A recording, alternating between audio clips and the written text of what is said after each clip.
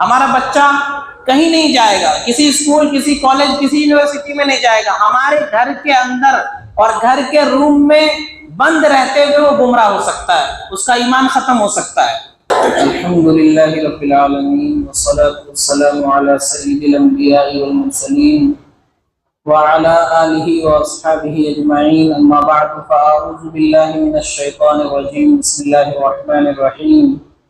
یا ایہا الذین آمنوا قوا انفسکم واہلیکم نارا، وقال النبی صلی اللہ علیہ وسلم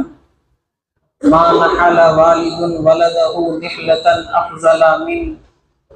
ادب حسن، او کما قال علیہ الصلوۃ والسلام۔ میرے محترم بزرگوں اور عزیز دینی بھائیوں، اس وقت مسلمانوں کے لیے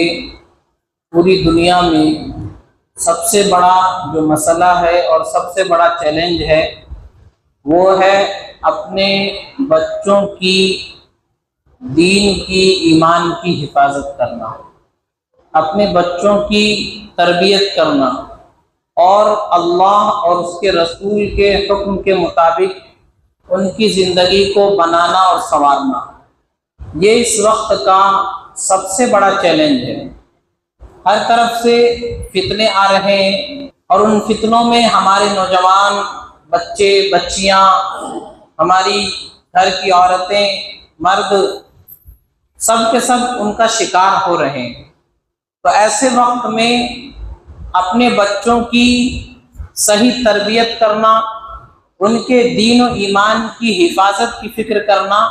یہ ہمارے لیے سب سے بڑا مسئلہ ہے۔ قرآن کریم میں اللہ نے فرمایا یا ایھا الذین آمنوا قوا انفسکم واہلیکم نارا،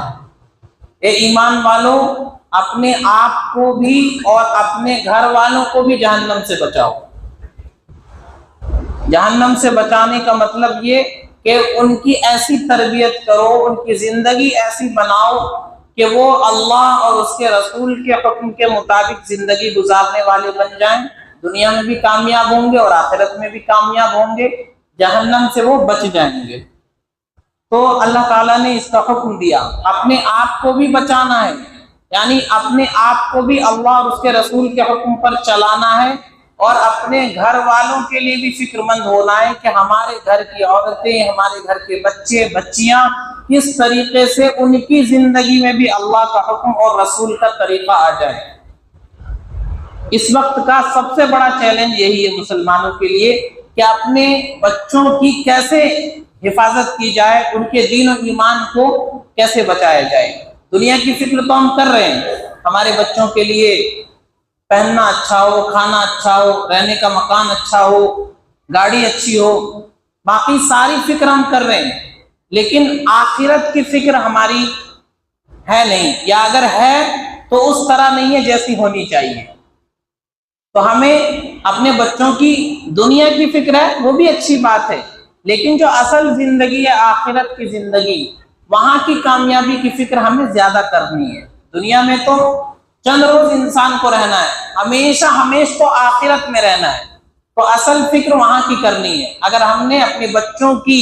صحیح وقت پر صحیح تربیت کر دی تو انشاءاللہ یہ بچے دنیا میں بھی کامیاب ہوں گے، آخرت میں بھی کامیاب ہوں گے، دنیا میں بھی ہمارا نام روشن کریں گے اور اللہ کے دربار میں بھی ہم سرخرو ہوں گے۔ اور اگر وقت رہتے اپنے بچوں کی صحیح تربیت نہیں کی گئی تو پھر یہ بچے دنیا میں بھی ہماری رسوائی کا ذریعہ بنیں گے، دنیا میں بھی ہمیں اور آپ کو بدنام کریں گے، اور آخرت میں اللہ کے یہاں بھی ہمارا گریبان پکڑیں گے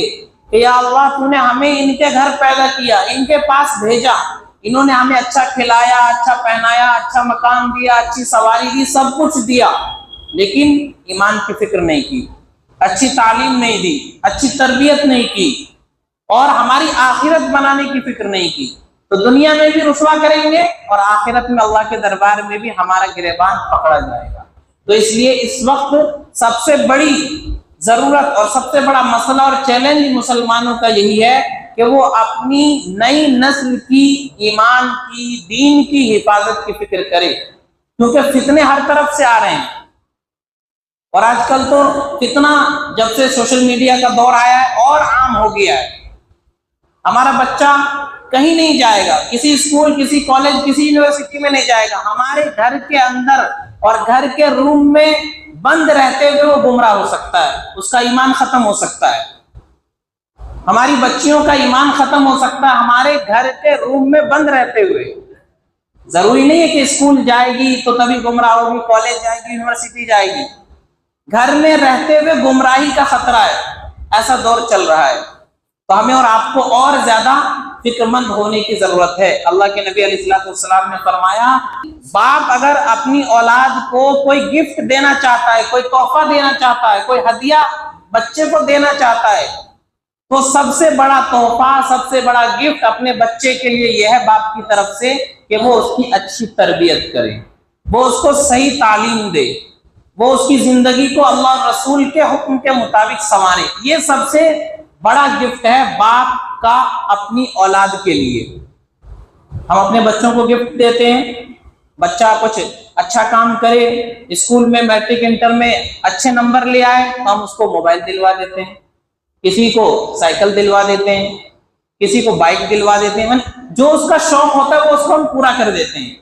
یہ بھی سب گفٹ ہے، تحفہ ہے، باپ اپنے بیٹے کو دے رہا ہے، پیار ہے، محبت ہے۔ لیکن نبی نے فرمایا سب سے بڑا گفٹ ہے اپنے بچوں کی صحیح تربیت کرنا، اپنے بچوں کو اچھے اخلاق سکھانا، اپنے بچوں کو ادب سکھانا۔ نبی نے فرمایا یہ باپ کی طرف سے اولاد کے لیے سب سے بڑا تحفہ ہے۔ تو ہمیں اور آپ کو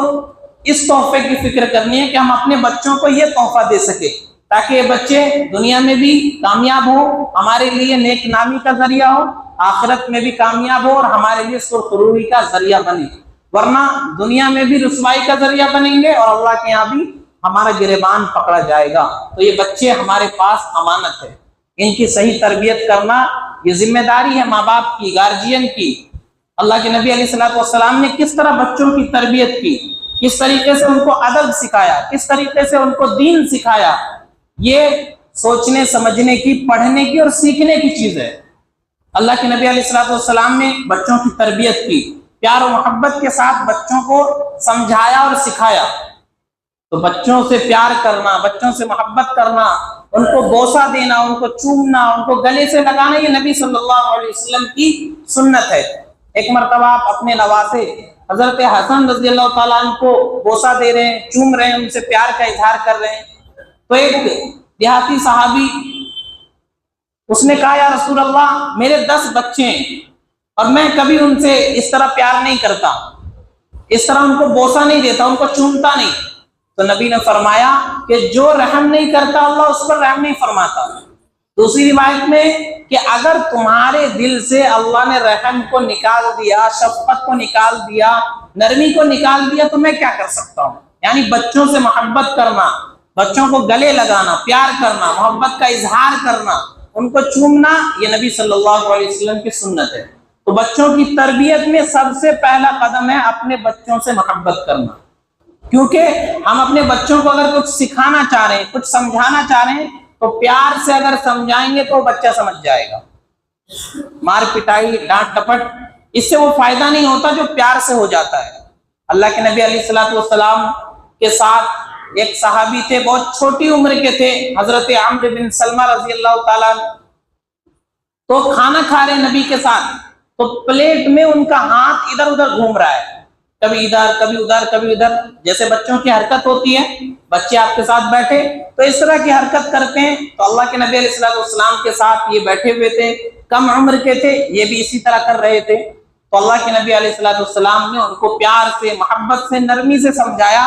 اور فرمایا کہ بیٹے اللہ کا نام لو، یعنی سب سے پہلے بسم اللہ پڑھو، اور اس کے بعد فرمایا کہ اپنے دائیں ہاتھ سے کھاؤ، اور پھر فرمایا کہ جو تمہارے سامنے ہے، جو تمہارے قریب ہے وہاں سے کھاؤ۔ تو اس طرح اللہ کے نبی نے پیار سے پہلے ان کو کہا کہ بیٹے، اے بچے، اللہ کا نام لو۔ سب سے پہلے سکھایا کہ جب کھانا شروع کرو اللہ کا نام لے کر کے شروع کرو۔ اس کے بعد سکھایا کہ دائیں ہاتھ سے کھاؤ، اس کے بعد سکھایا کہ جو سامنے ہے وہاں سے کھاؤ۔ تو صحابی کہتے ہیں کہ اس وقت تو کافی کم عمر تھا، چھوٹا تھا، لیکن جب بھی میں کھانے بیٹھتا ہوں تو نبی علیہ السلام کی وہ بات یاد آ جاتی ہے اور میرا دل خوشی سے جھوم اٹھتا ہے، کہ اللہ کے نبی نے کس پیار سے، کس انداز سے، نرمی سے مجھے سمجھایا. آج تک جب بھی کھانے بیٹھتا ہوں نبی کی وہ بات یاد آتی ہے اور میں نبی کی ہدایت کے مطابق کھانا کھاتا ہوں. تو ہمارے ساتھ بھی ہمارے بچے دسترخوان پر بیٹھتے ہیں، اگر بچہ ادھر ادھر تھوڑا کر دے تو فوراً ڈانٹ ڈپٹ شروع ہو جاتی ہے اور چیخنا چلانا شروع ہو جاتا ہے. یہ تربیت کا انداز نہیں ہے. اللہ کے نبی علیہ الصلوۃ والسلام نے اس طرح سکھایا کہ بچوں کی تربیت ایسے کرنی ہے، نرمی کے ساتھ، پیار کے ساتھ. اسی طریقے سے بچے ہمیں دیکھ کر کے سیکھتے ہیں. اگر ہم بچوں کو کچھ سکھانا چاہ رہے ہیں، کچھ سمجھانا چاہ رہے ہیں، تو اس کا سب سے بہترین طریقہ ہے کہ ہم وہ کام خود کریں. ہم بچوں کو کہیں بچہ نماز پڑھنے کے لیے چلنا ہے، بیٹے کو کہیں بیٹے نماز پڑھنے چلو، لیکن باپ کبھی خود آتا نہیں ہے، صرف جمعے کو حاضری ہوتی ہے مسجد میں، تو وہ بچہ نماز کی طرف متوجہ نہیں ہوگا. ہم اس کو مار پٹائی کر کے بھیج دیں تو الگ بات ہے، لیکن اس کے دل میں نماز کی محبت، نماز کی فکر، نماز کی اہمیت کیسے پیدا ہوگی؟ وہ جب اپنے باپ کو دیکھے گا کہ میرا باپ جیسے ہی اذان ہوتی ہے فوراً مسجد پہنچ جاتا ہے، نماز کی اہمیت ہے، سب کام چھوڑ کر کے مسجد چلا جاتا ہے. جب وہ اپنی ماں کو دیکھے گا کہ میری ماں جیسے ہی اذان ہوتی ہے نماز کی تیاری میں لگ جاتی ہے، باقی کام کو چھوڑ دیتی ہے، الگ کر دیتی ہے، پہلے نماز اس کے بعد دوسرے کام کرتی ہے، تو اس سے بچہ سیکھے گا کہ نماز اہم چیز ہے اور نماز پڑھنا جب نماز کا وقت ہو جائے یہ زیادہ ضروری ہے، باقی کام بعد میں ہو جائیں گے. تو بچوں کو سکھانے کے لیے سب سے اہم طریقہ ہے کہ ہم اس کام کو خود کریں. اللہ کے نبی علیہ الصلوۃ والسلام جب باہر نکلتے گھر سے اور بچے کھیل رہے ہوتے تھے تو نبی علیہ الصلوۃ والسلام ان کو سلام کرتے تھے. اللہ کے نبی بچوں کو سلام کرتے تھے، تو اس سے بچے سیکھتے تھے کہ ہمیں سلام کرنا ہے. اور صحابی جو چھوٹی عمر کے تھے اس وقت بیان کرتے ہیں کہ جب اللہ کے نبی علیہ الصلوۃ والسلام ہمیں سلام کرتے تھے تو ہم یہ بات سمجھ گئے تھے کہ جب بھی کوئی آئے ہمیں اس کو سلام کرنا ہے، اور ہمیں ہمیشہ اس بات کا خیال رہتا تھا. تو نبی علیہ الصلوۃ والسلام نے عمل کے ذریعے سے بچوں کو سمجھایا. تو ہمیں بھی جو کام ہم بچوں کو سکھانا چاہتے ہیں، سمجھانا چاہتے ہیں، بتلانا چاہتے ہیں، اس کا بہترین طریقہ ہے کہ اس کام کو ہم خود کریں. ہم بچوں کو کہتے ہیں کہ بیٹا قرآن پڑھا کرو، ہم تو کبھی قرآن پڑھتے ہوئے نظر آتے نہیں بچے کو، سوائے شب برات کے، شب قدر کے، رمضان میں کچھ 2-4 پارے پڑھ لیے، اس کے علاوہ تو ہمارا بیٹا، ہمارا بچہ، ہمارے گھر کی بچی کبھی دیکھتی نہیں کہ باپ قرآن پڑھتا ہے. تو اس کی زندگی میں قرآن کی تلاوت کی کیا اہمیت ہے یہ چیز داخل نہیں ہوگی.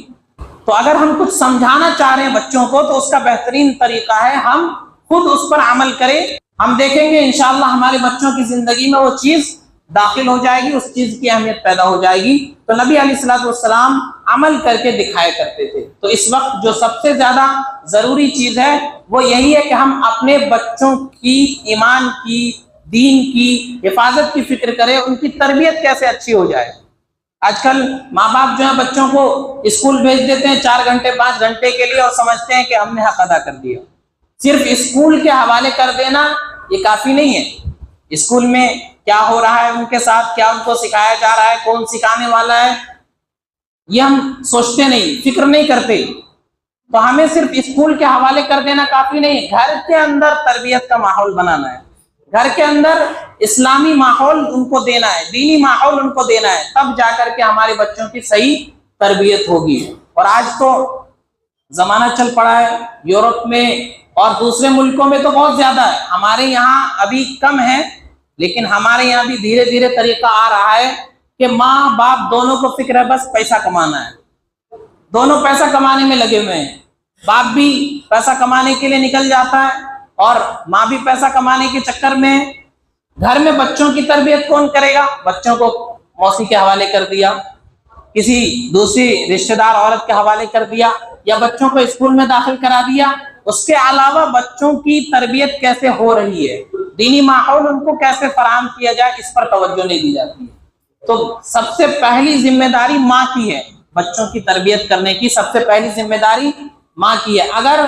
ماں باپ یہ چاہ لیں کہ ہم اپنے بچوں کی صحیح تربیت کریں گے، دینی ماحول ان کو دیں گے، اسلامی طریقے پر ان کی تربیت کریں گے، تو انشاءاللہ بچوں کی تربیت صحیح ہوگی اور جو معاشرے کا فساد ہے، بگاڑے ختم ہو جائے گا.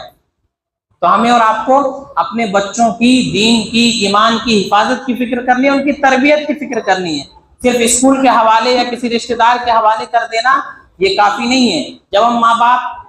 مل کر کے ان کی تربیت کریں گے، ان کو اچھی تربیت دیں گے، تو انشاءاللہ وہ بچے بڑے ہو کر کے ماں باپ کا بھی خیال رکھیں گے۔ نہیں تو جو زمانہ چل رہا ہے یورپ کے ملکوں میں تو یہ عام بات ہے،